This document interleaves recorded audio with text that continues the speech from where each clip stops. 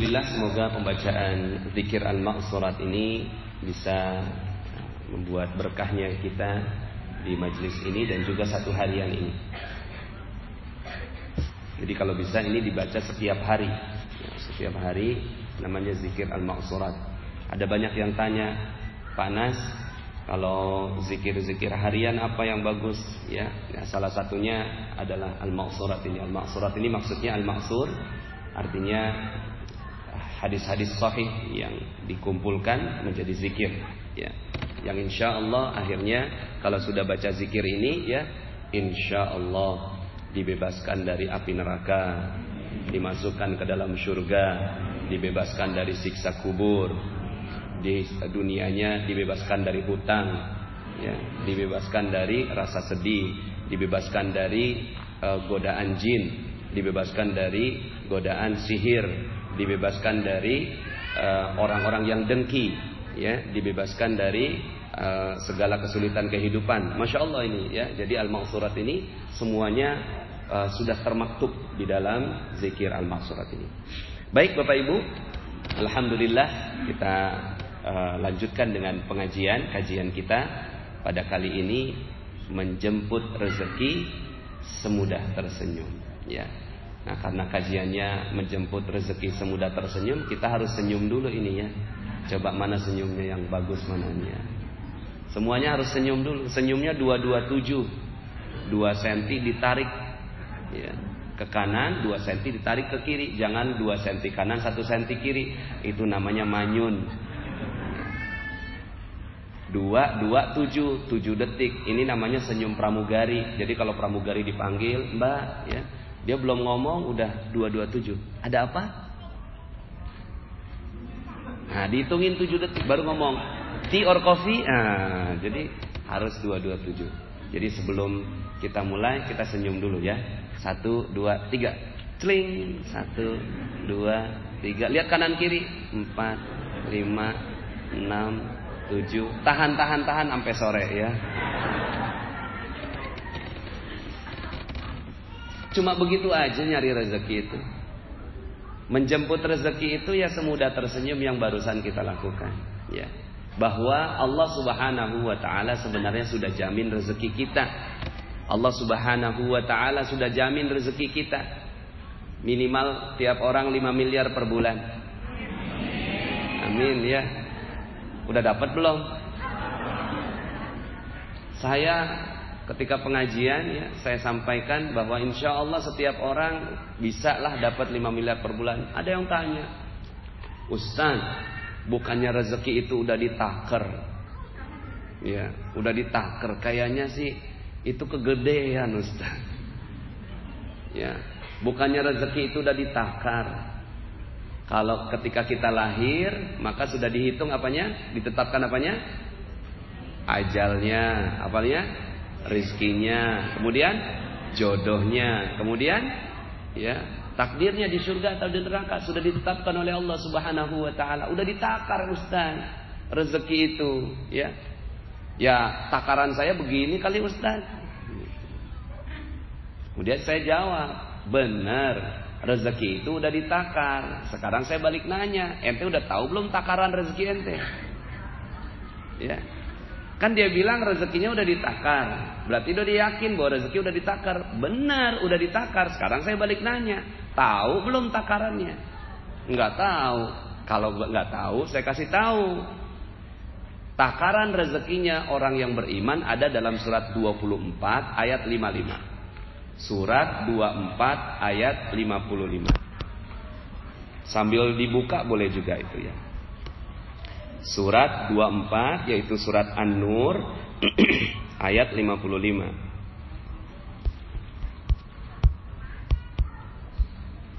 A'udzu billahi minasyaitonir rajim. Kita baca sama-sama, ya. Saya bacakan, Bapak Ibu mengulangi. Bismillahirrahmanirrahim. Yuk. Wa'adallahu alladhina amanu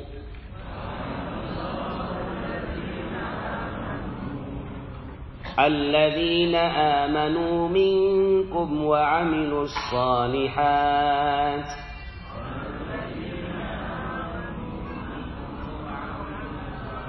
Mana suaranya ini? Wa'adallahu alladzina amanu minkum wa 'amilus shalihat.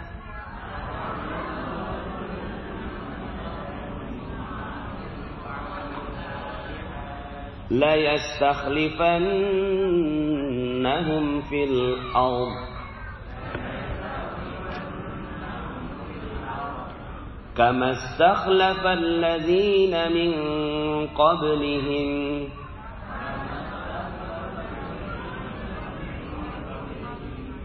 wa la yumakkinanna lahum dinahum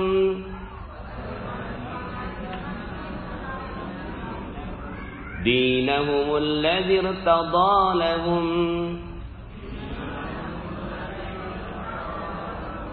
wala yubaddilannahum min ba'di khawfihim amna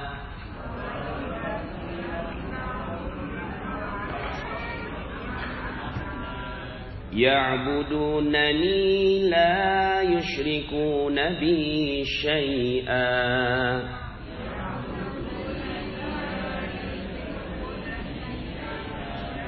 وَمَنْ كَفَرَ بَعْدَ ذَلِكَ فَأُولَئِكَ هُمُ الْفَاسِقُونَ.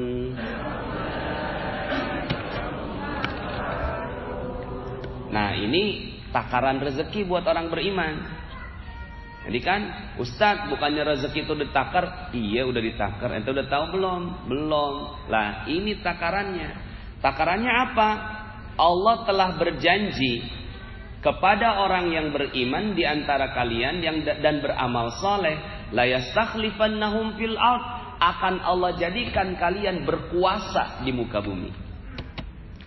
Akan Allah kasih kejayaan, kemuliaan, kehebatan, ya, untuk kalian di muka bumi. Kama stakhlafal ladzina min qablihim, sebagaimana orang-orang yang sebelum kalian telah dikasih kemuliaan, kejayaan, kekuasaan di muka bumi. Siapa sebelumnya?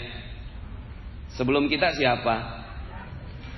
Nabi Adam, Nabi Sulaiman, Nabi Daud, ya, ini raja-raja yang dimaktubkan di dalam Al-Qur'an. Kita kan pegangnya Al-Qur'an, ya.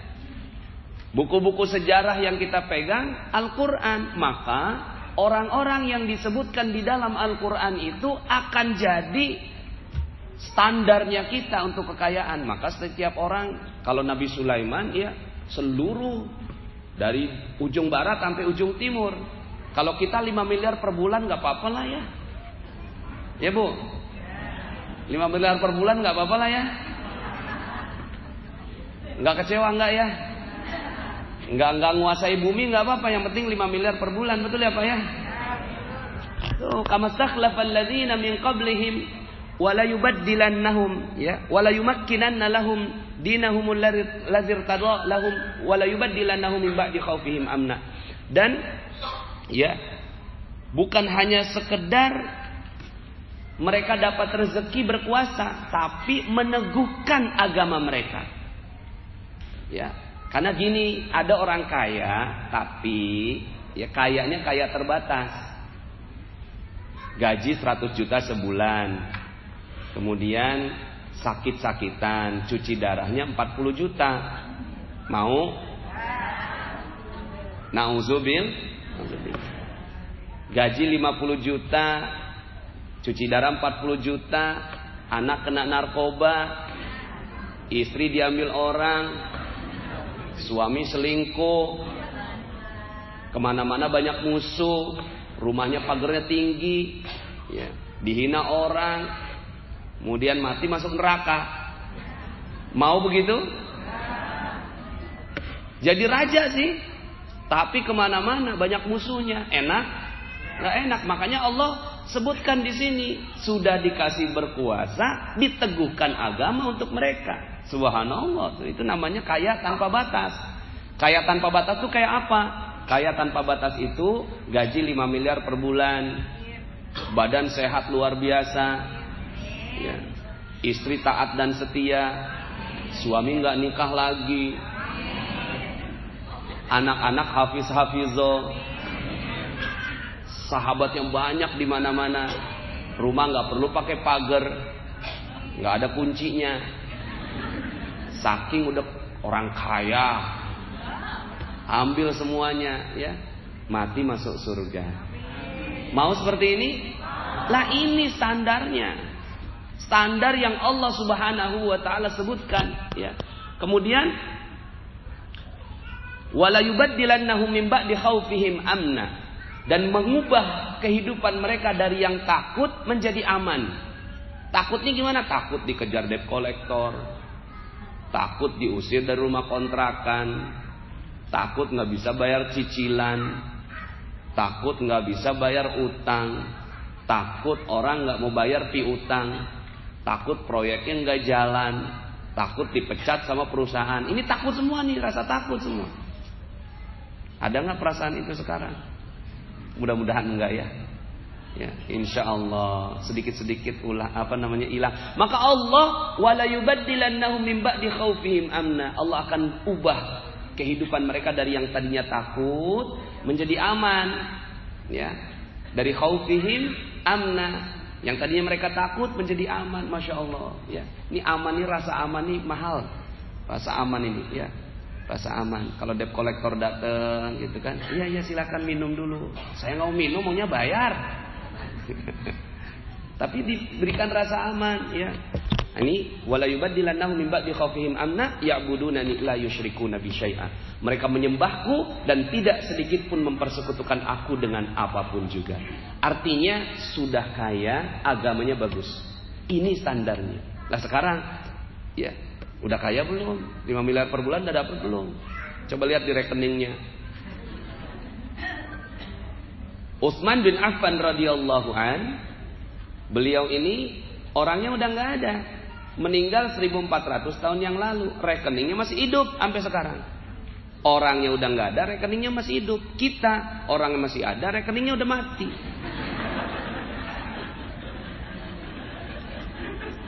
Terus dia nganggep bahwa itu udah takarannya dia. Takaran saya kayak gini kali Ustaz. Enggak, jangan kayak gitu dong. Bukan. Takarannya orang yang beriman itu di dunia kaya raya, berjaya, di akhirat masuk surga. Itu takarannya orang yang beriman, ya. Jadi sekarang ini kita sepertinya inferior gitu, merasa rendah diri, bahwa kita ngerasanya kayaknya nggak bisa, ya. Kita kayaknya ya udahlah, kalau memang udah meluk agama Islam, Islam tuh konotasinya miskin, bau, jelek, ya. Itu konotasi kita kalau kita menjadi orang Muslim. Padahal Allah berikan kejayaan, kemuliaan, kemakmuran, ketinggian, ya, kekuasaan kepada orang yang beriman. Kalau belum dapat berarti kita rapihin aja keimanan kita, nanti juga dapat gitu. Maka, ya, kalau di dalam channel Telegram itu awal-awal sekali saya sampaikan tentang materi perisai rezeki, bahwa sebenarnya rezeki kita itu udah datangnya seperti air bah, seperti air banjir. Cuma kita nggak dapat. Kenapa? Karena kita cinta betul sama yang namanya perisai. Doyannya sama perisai, nggak doyan sama rezeki. Doyannya sama perisai. Perisainya apa? Perisainya itulah dosa. Dosa kita itulah yang membuat akhirnya, ya, seluruh kehidupan kita dipersulit oleh Allah Subhanahu wa taala. Yang tadinya 5 miliar kagak dapat 5 miliar, ya. Nggak dapat tuh. Maka yuk sama-sama kita rapihkan, ya. Ini air bah, rezeki seperti banjir, ya. Yuk kita lihat dalam surat Nuh. Surat Nuh. Surat berapa itu Nuh? 71 ayat 10. Surat 71 ayat 10. Bisa di situ, di laptop, nggak usah. Yuk kita baca sama-sama ya. Boleh kita baca sama-sama? Surat 71 ayat 10. Faqultu astaghfiru rabbakum innahu kana ghaffara. Ayo.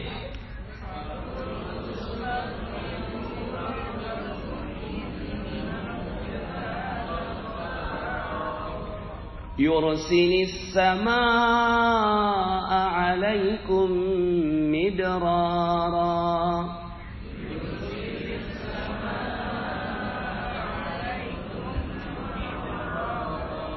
Wa yumdidkum bi amwalin wa banina wa yaj'al lakum jannat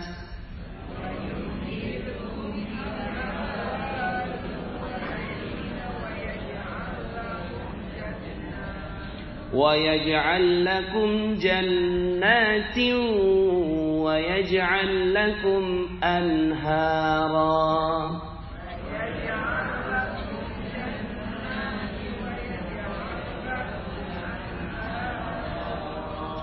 ما لكم لا ترجون لله وقارا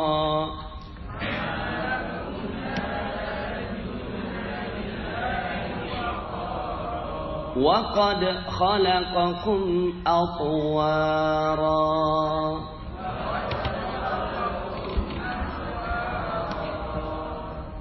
Faqultu astaghfiru rabbakum, maka aku katakan kepada mereka, artinya ini ajarannya, kurikulumnya Nabi Nuh kepada kaumnya.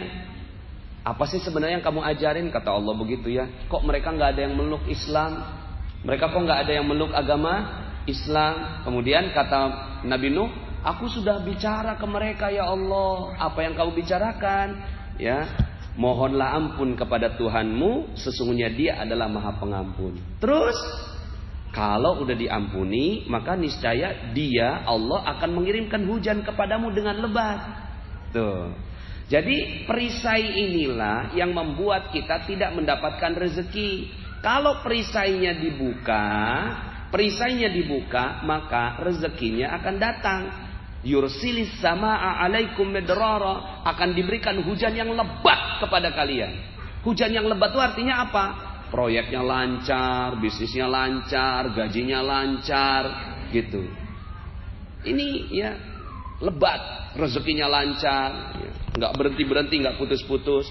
Kemudian kata Nabi Nuh, apalagi yang dijanjikan kepada kaummu?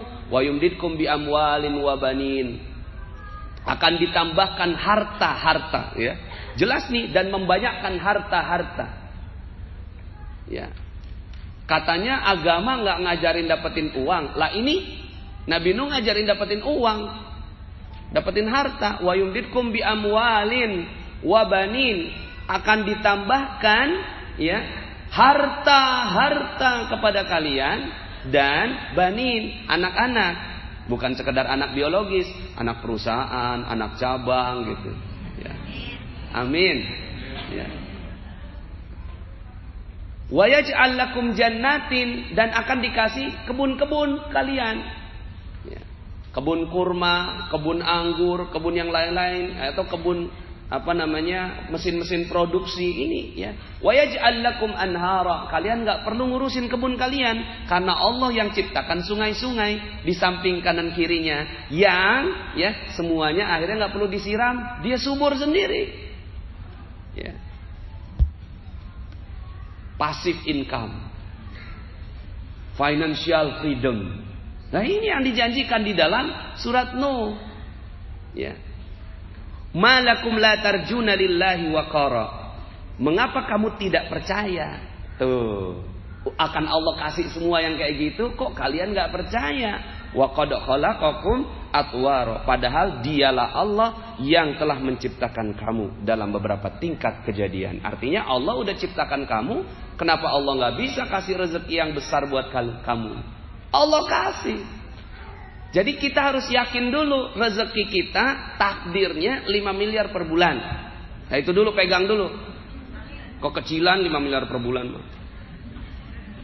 Umar bin Khattab 233 miliar per bulan. Itu Umar bin Khattab. Ya. Nah maka kita 5 miliar Masya Allah ya. Percaya? Sebesar apa percayanya? Ya. Nah sekarang tinggal bagaimana caranya. semudah tersenyum. Ya, semudah tersenyum. Yuk kita pelajari ini. Terus gimana ya Ustaz? Perisainya ini dihapuskan. Ada banyak sekali perisai kita. Itu berlapis-lapis. Berapa banyak? Ratusan. Kayak iklan ya. Berlapis-lapis ini perisainya, berlapis-lapis, banyak sekali. Maka agenda kehidupan kita setiap harinya yang kita lakukan ya, fokus saja, lepasin satu lapis bawang itu, lepasin satu lapis. Maka kalau tuh lapisannya udah keluar semua, itu Masya Allah. Sampai apa buktinya? Buktinya itu sampai rezeki nggak ada habisnya datang pada Bapak Ibu semua. Sampai nolak-nolak, aduh jangan, udah cukup. Udah begitu belum sekarang? Coba sekarang ya, sekarang nih. Coba tarik napas dulu, Keluarin perlahan, keluarin. Sekali lagi tarik napas, tahan dulu. Tahan bener, tahan dulu, tahan. 1, 2, 3, sekuatnya 4, 5, 6, 7, 8. Tahan lagi terus. 9, 10, 11, 12. Tahan lagi.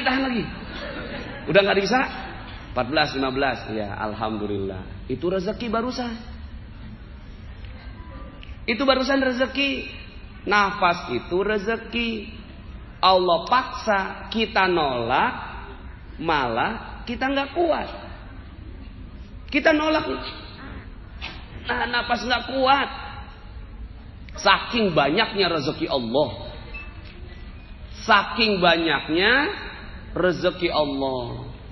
Maka rezeki Allah ini seperti nafas.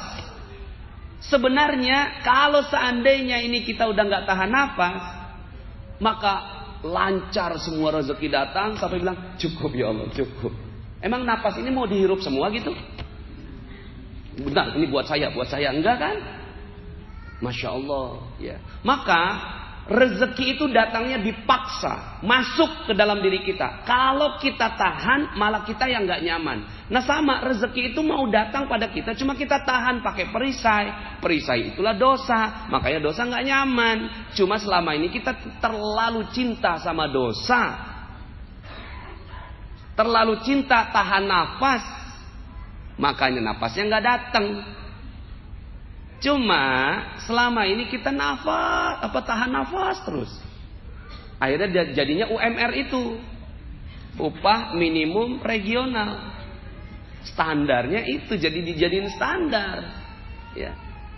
Nah sekarang gimana caranya dapat nafas? Sederhana, lepasin ya, jangan tahan nafas. Kalau udah nggak tahan nafas, Masya Allah itu datangnya Masya Allah banyak sekali. Nah, cuma selama ini yang datang udara. Cuma udara ini kita nggak pernah akui sebagai rezeki kan? Kita nganggapnya itu udah kita hidup dengan nafas. Coba kalau seandainya kita udah nggak bisa napas terus kemudian harus dikasih oksigen. Oksigennya berapa itu harganya? Dan kita nggak pernah mikir, kita nggak pernah sadar. Ini orang kaya yang tidak sadar akan kekayaannya. Kita udah kaya Masya Allah. Ya. Cuma kita nggak sadar akan kekayaan kita. Nah, sekarang bagaimana itu juga Ustaz, yang kita butuh bukan udara, duit. Ya udah dah, kalau emang mau duit, ya tahu aja. Iya sih rezeki saya banyak Ustaz, tapi nggak ada duitnya. Nah, yuk sama-sama ya. Oke, nafas itu terus datang pada kita, tapi rezeki yang lainnya masih ditahan oleh Allah, mungkin karena perisainya ketebelan. Salah satunya ya, yuk sama-sama kita pelajari tentang terumbu karang. Saya mengulang-ulang materi terumbu karang 2 bulan yang lalu saya bicara tentang ini, tapi dipaketkan dalam 7 keajaiban rezeki. Ya, 7 langkah keajaiban. Nah sekarang saya mau lebih dalam terhadap yang namanya terumbu karang ini. Terumbu karang ini gini Bapak Ibu. Mungkin ada sebagian di sini ya, tadi saya sampaikan pas di lift ini baru Ustaz. Oh ya berarti belum dengar mungkin ya. Nah, saya ulang sekali lagi tentang terumbu karang. Allah titip rezeki. Nggak mungkin Allah kasihin langsung rezekinya, dititip. Seluruh hewan tahu di mana letak rezekinya. Jadi kalau ditanya ke jerapah, "Hai jerapah, di mana Allah titip rezeki buat kamu?" Tuh, di pucuk pohon. "Hei ikan, di mana Allah titip rezeki buat kamu?" Itu di terumbu karang. Itulah rezeki buat saya, di situ Allah titip. "Hei monyet, di mana Allah titip rezeki buat kamu?" Itu di pohon pisang. Pada tahu ya. Nah, tapi ketika ditanya kepada manusia, di mana manusia titip rezeki, ya, "Hei manusia, di mana Allah titip rezeki buat kamu?" Ternyata survei saya membuktikan tidak ada satupun yang menjawab dengan tepat. Ya, tidak ada yang mampu menjawabnya dengan tepat. Ada yang bilang rezeki saya dititip di mana-mana, saking di mana-mananya nggak jelas. Akhirnya ya udah belingsakan itu, ya. Lari sana nggak dapat rezeki, lari sana kan di mana-mana. Akhirnya dia nggak fokus. Ada lagi yang dibilang di tambang, di minyak, di bank, ya, di pekerjaan dan seterusnya. Padahal sederhana sekali.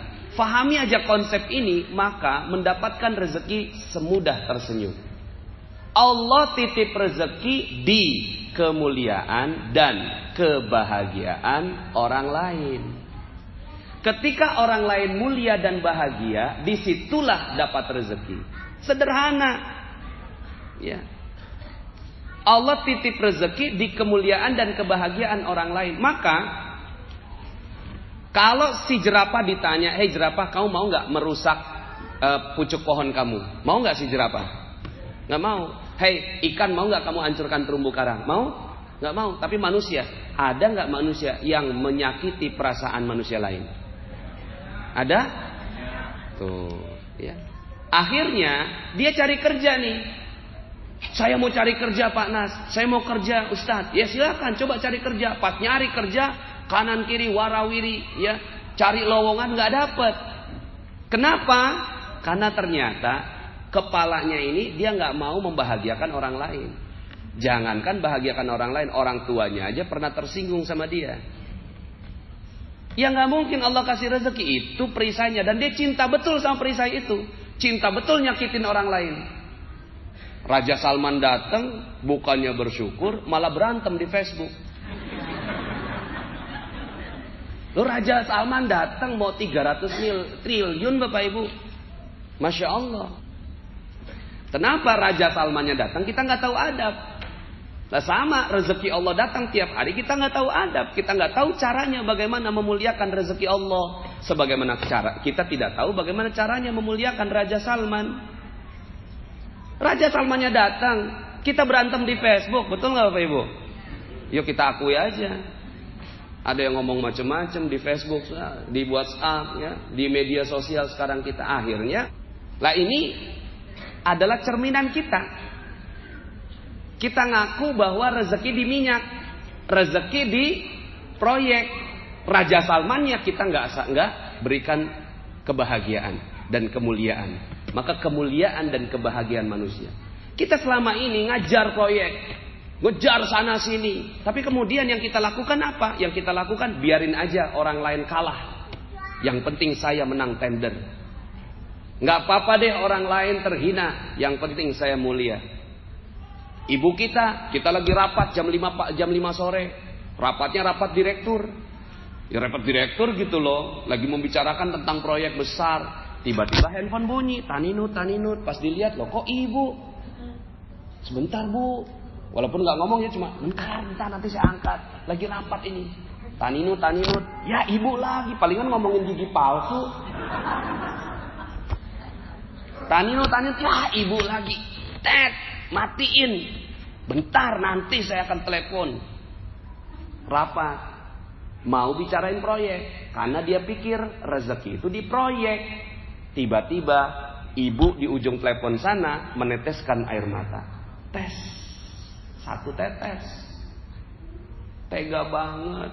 Ibu cuma mau nanya di mana gigi palsu ibu. Nah, kan bener gigi palsu. Cuma dia belum makan siang.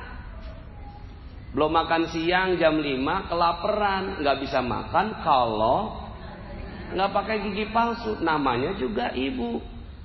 tua, pikun. Tapi nih orang direktur ini nggak tahu kalau rezekinya ada di kemuliaan dan kebahagiaan orang. Dia pikir rezeki itu ada di rapat direksi.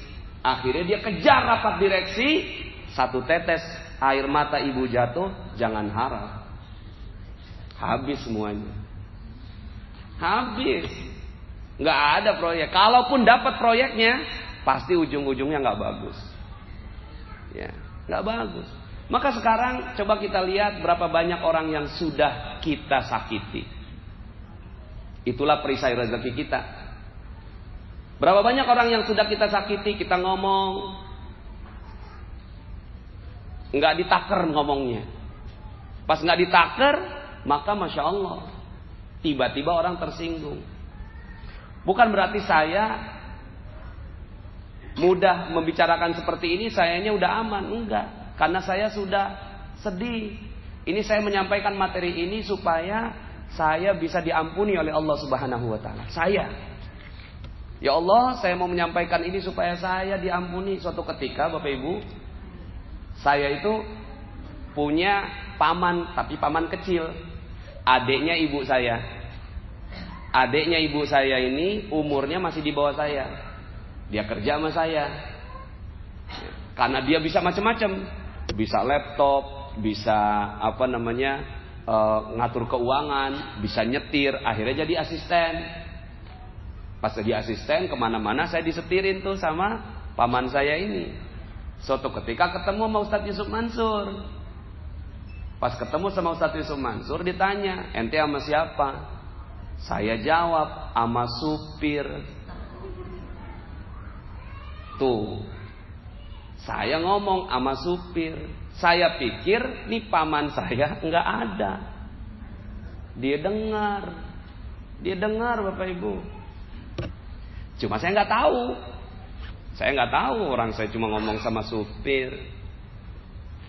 Saya pikir itu bukan masalah. Beliau meninggal dunia. Tiba-tiba ada yang ngasih tahu ke saya, Panas, beliau ini udah meninggal dunia. Cuma saya mau kasih tahu aja, dulu pernah ngomong dia kecewa sama Panas ketika ketemu sama Ustadz Yusuf Mansur. Panas bilang jalan sama supir.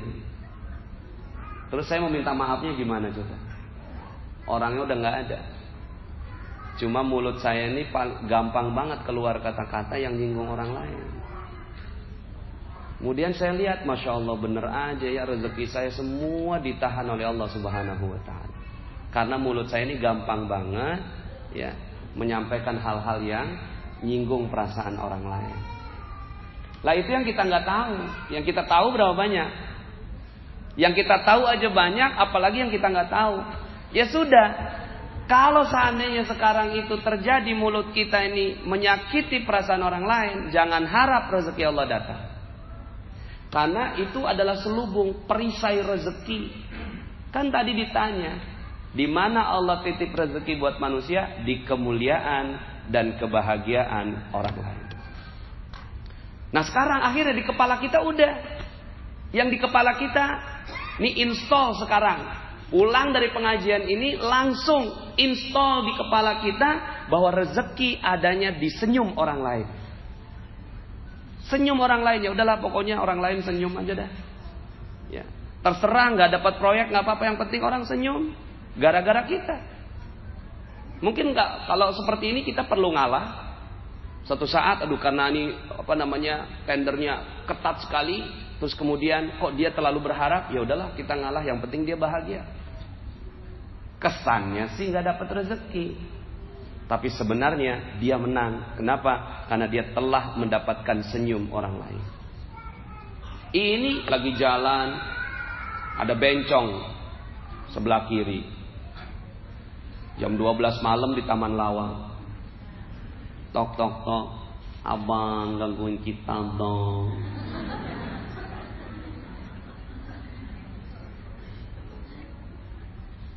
Negor enggak, ngorder enggak. Malah di kepala kita ngomong gini, ih jijik, ih neraka, ih kaumnya Nabi Lut, ih Apa yang terjadi? Yang terjadi rezeki hilang. Karena kita sedang menyakiti perasaan orang lain. Kan kita nggak ngomong. Kalau saya masih ngomong tadi. Tapi Masya Allah, yang kayak gini aja kita udah nyakitin perasaan orang lain. Kenapa? Karena kita tidak memuliakan dan membahagiakan. Nah sekarang gimana caranya memuliakan dan membahagiakan bencong?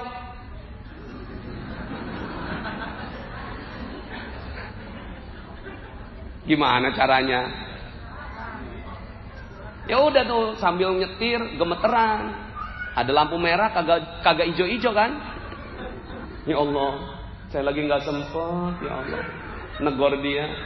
Saya juga takut ini jam 12 malam, ya Allah. Tapi ya Allah, saya ingin memuliakan dan membahagiakan dia, ya Allah. Tolong ya Allah, segerakan dia menemukan jalan taubat. Saya percaya dia adalah manusia terbaik ciptaan Engkau. Dia pasti masih bisa memiliki kesempatan untuk dapat surgamu. Saya yakin ya Allah, agar dia bisa berkumpul dengan Nabi-Mu Muhammad SAW. Ya Allah, mudah-mudahan dia cepat dapat pintu taubatnya. Al-Fatihah, baca Al-Fatihah tuh. Udah selesai Al-Fatihah kok kagak ijo-ijo. Tapi aman udah. Tuh bencong aja perlu kita muliakan, bahagiakan. Dengan apa? Kalau nggak sanggup negor, doakan dalam hati. Lah kita pernah nggak ada nih rombongan haji lewat, rombongan haji lagi lewat, ngiu pakai foreder, beberapa bus, dia lagi main catur, di satpam lagi main catur, sombong amat, baru pergi haji pakai foreder, palingan uangnya korupsi. Apa ada haji yang mabrur kayak gitu? Udah lu jalan sekarang. Ini haji lewat, rombongan haji lewat, malah yang diomongin apa? Yang ngomongin malah tuh orang haji dilaknat sama dia dengan pikirannya, dengan kata-katanya. Walaupun orang itu nggak dengar. Apa yang terjadi? Jangan harap nih orang pergi haji.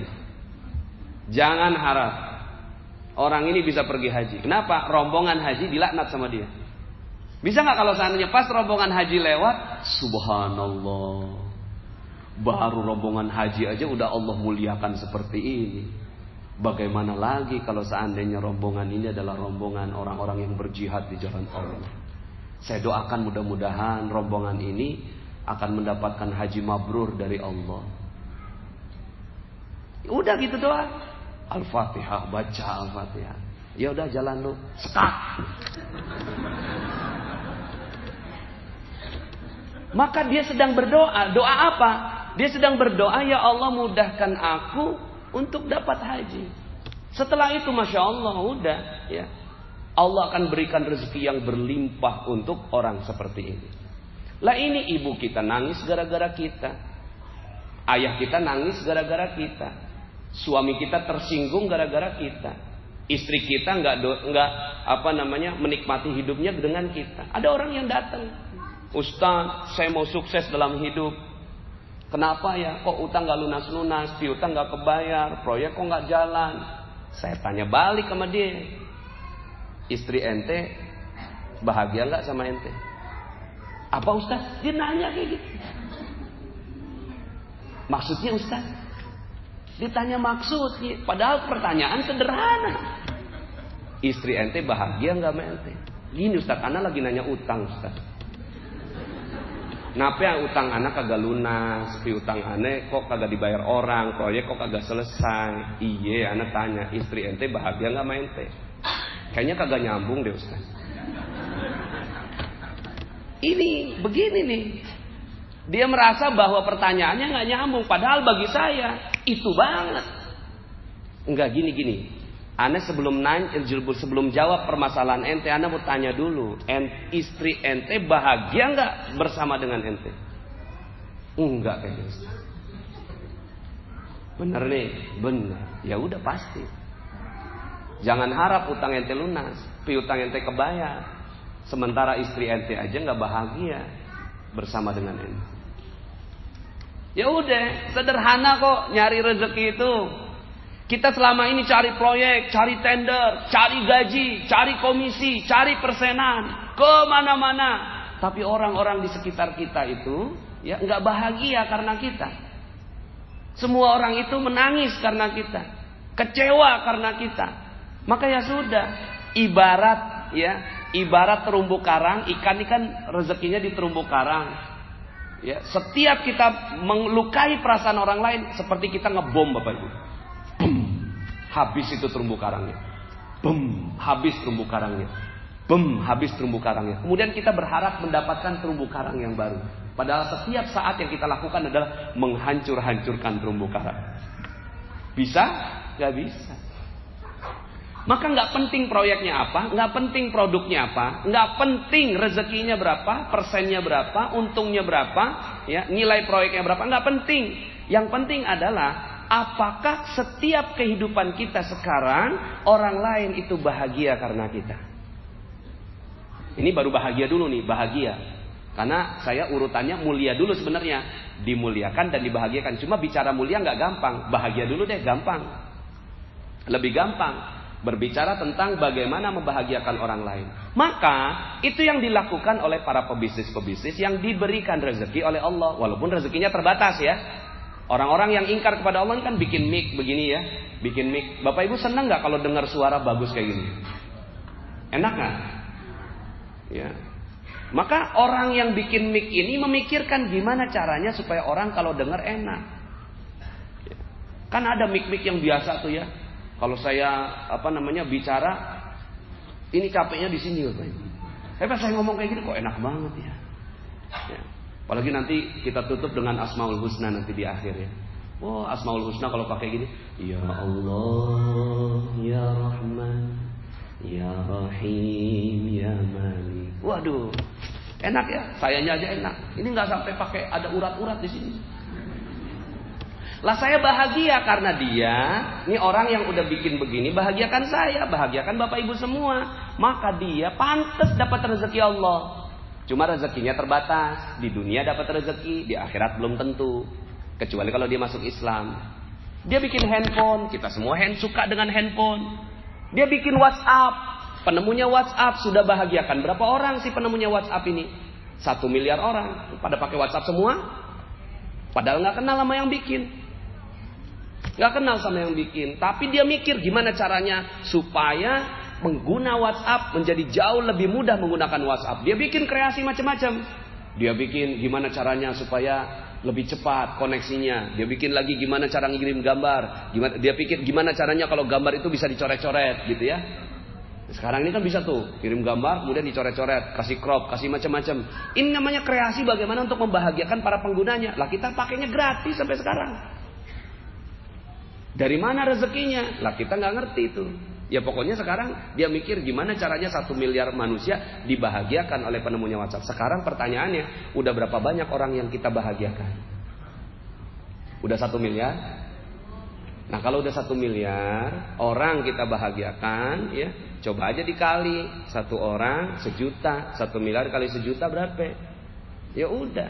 Nah sekarang kita berlomba-lomba aja udah. Lomba-lombanya apa? Lomba-lombanya bagaimana membahagiakan orang lain. Udah setiap orang lihat gimana caranya supaya dia senyum. Udah gitu doang. Nggak usah mikirin diri kita. Pikirin gimana caranya pas ketemu sama tukang ojek. Bang ojek gimana kabarnya? Ya. Mau dianterin Pak? Oh, maaf yang sekarang nggak dulu tapi saya senyumin dulu ya.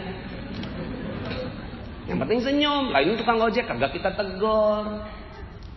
Iya kan? Orang-orang di jalan ya. Waktu itu Bapak Ibu ketika saya jalan, jiwa saya ini masih jiwa yang Masya Allah nih. Sekarang mah jalan taubat saya lah Bapak Ibu.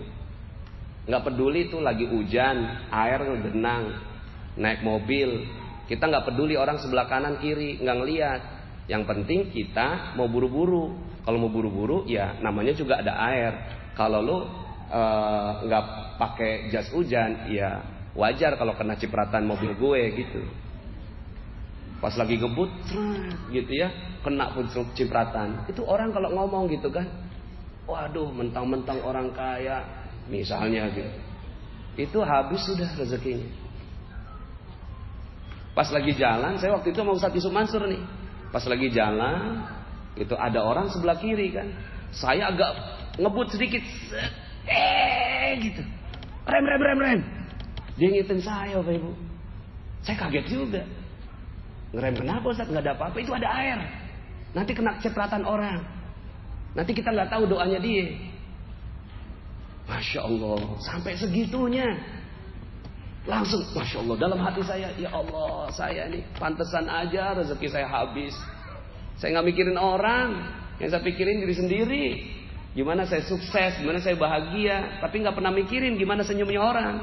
Gimana orang kalau seandainya kecipratan, tahu-tahu ada dia lagi pegang, ada dokumen yang dia lagi perjuangkan. Tiba-tiba kena cipratan air kita habis, kemudian dia nggak bisa mengurus dokumennya. Apa yang terjadi?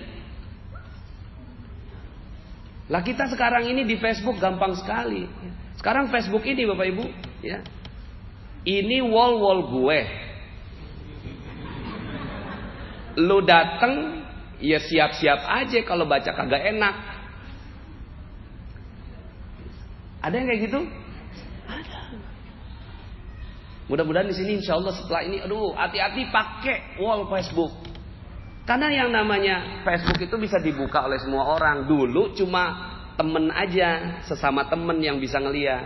Sekarang semua orang bisa. Ya.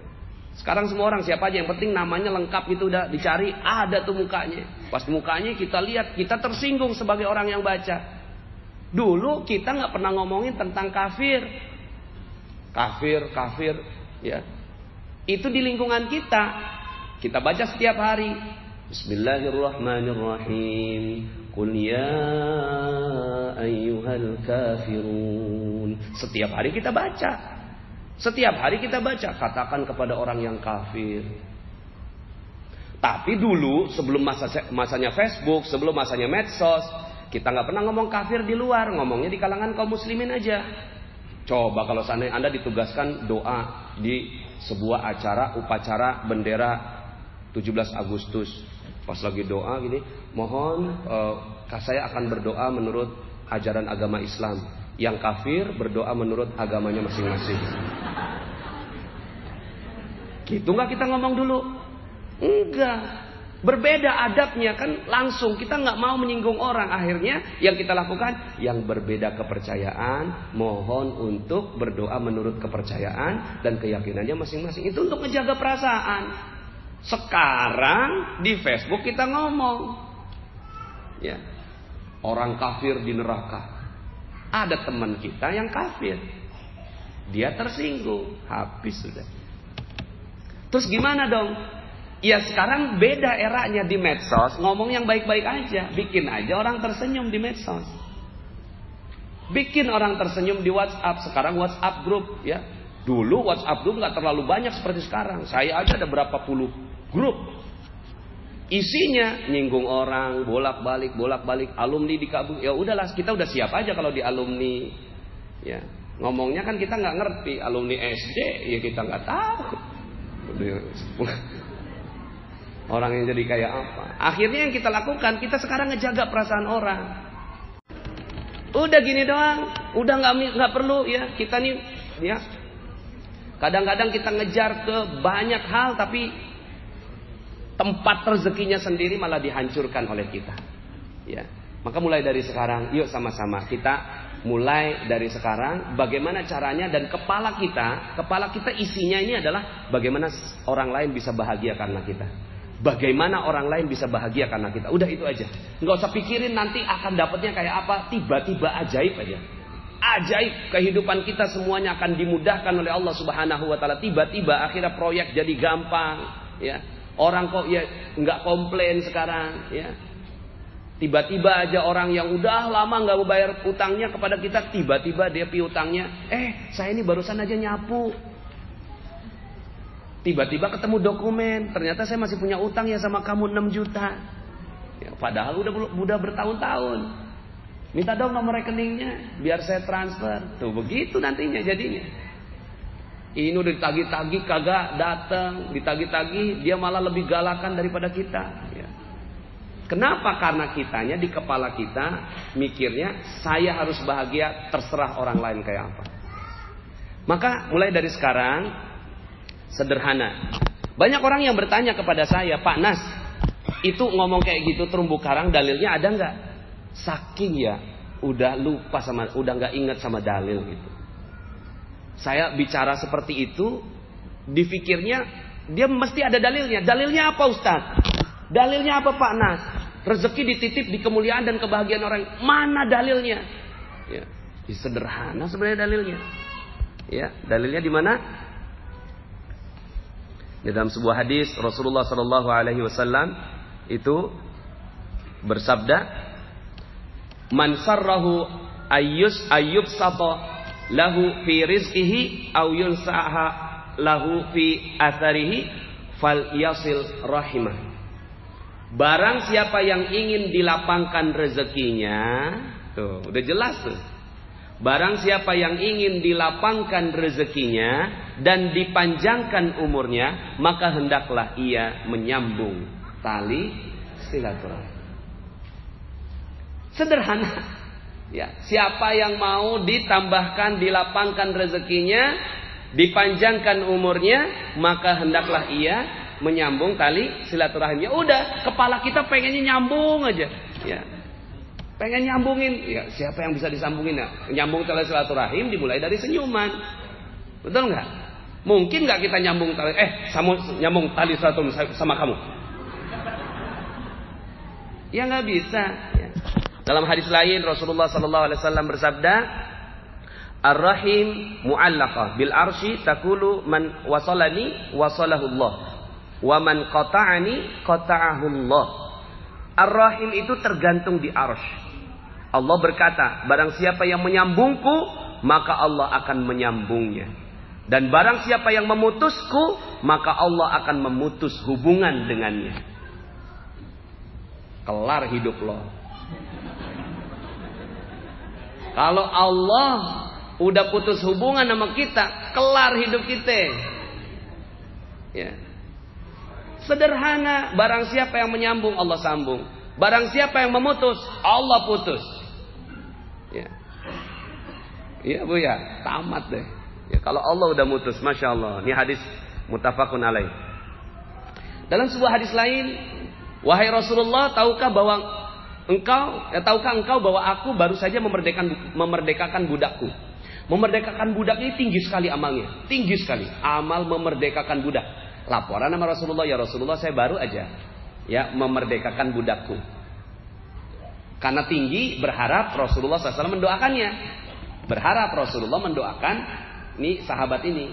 Jadi mereka kalau habis beramal ngomong sama Nabi, supaya Nabi bukannya ria, bukan, tapi Nabi supaya doakan supaya amal itu diketahui sama Nabi, nyambung sama Nabi. Nabi malah bertanya, beneran ente udah ngerjain? Beneran ente udah memerdekakan budakmu? Iya ya Rasulullah. Ya, kata Rasulullah itu. Kenapa ente memerdekakan? Loh, bukannya itu mulia ya Rasulullah? Apa kata Rasulullah? Seandainya engkau berikan budak itu kepada paman-pamanmu, maka itu akan lebih besar pahalanya. Memerdekakan budak itu tinggi sekali, mulia sekali. Tapi ternyata di atas amal yang mulia itu masih ada di atasnya apa? Menyambung tali silaturahim. Gitu. Jadi paman-pamannya ini memang kerepotan, perlu bantuan. Terus kemudian ya seandainya punya budak maka pekerjaannya jauh lebih mudah. Tapi ini ada keponakannya ngebebasin budak. Coba kalau seandainya pamannya tahu gitu ya, saya baru saja bebasin budak aku. Ya kan punya harapan tuh paman. Coba kasih aku. Ya kan? Masya Allah, sampai begitunya Bapak Ibu ya. Kemudian bagaimana caranya? Orang yang menyambung silaturahim itu bukanlah yang menyambung hubungan yang sudah terjalin. Ya. Jadi menyambung tali silaturahim akhirnya kita datengin orang-orang yang gampang aja. Kita gampang, emang udah terjalin hubungannya, kita perbaiki, kita rapihkan, kita tingkatkan, kita muliakan. Iya, itu benar. Tapi yang dimaksud Bukan hanya itu. Akan tetapi ialah orang yang menyambung silaturahim adalah yang menjalin kembali hubungan kekerabatan yang sudah terputus. Jadi kalau seandainya, ya, jadi artinya bukan berarti yang belum terputus, yang sudah terputus disambungin, yang udah terputus didiemin aja, nggak ditambahkan, nggak ditambahkan kualitas yang enggak. Tapi artinya dua-duanya dijalankan. Tapi yang dimaksud oleh Rasulullah, ya, menyambung tali silaturahim adalah yang terputus itu yang disambung. Misalnya kita pernah ngutang sama orang itu kecewa sama kita, bayar undur karena memang kita belum ada uang. Dulunya sahabat, terus kemudian pas kita udah ada uang, gitu ya, kita bayar. Maaf ya, ini saya baru bisa bayar. Orang itu udah keburu kecewa, terserah. Akhirnya kita transfer aja dah. Pas kita transfer, orang itu kita nggak tahu atau orang itu ridho apa enggak sama kita. Nah, terus kemudian kita gimana caranya nyambung tali silaturahim sama dia? Ya, kita datengin rumahnya, kita kasih kue, macam-macam kreativitas kita. Dan kemudian di kepala kita mikir gini, Masya Allah, kalau belum tersambung sama dia, saya takutin rezeki Allah buat saya diputus di tempat yang lainnya. Jadi, ya, hal-hal seperti ini yang harus kita lakukan. Ya. Semudah tersenyum, ya. Makanya tabassumuka fi wajhi akhika shadaqah.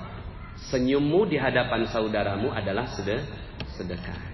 Jadi bencong aja harus kita muliakan dan bahagiakan. Tapi jangan senyumin, jangan. Karena bisa multitafsir. Ya. Ini aja gitu ya. Kemudian doakan kalau seandainya emang gak berani, ya. Nah, terus bagaimana kalau seandainya belum sanggup? Ustaz, saya itu pernah salah sama orang, tapi saya belum sanggup minta maaf sama dia. Tapi saya mau sekali supaya saya disambungkan tali silaturahim dengan dia.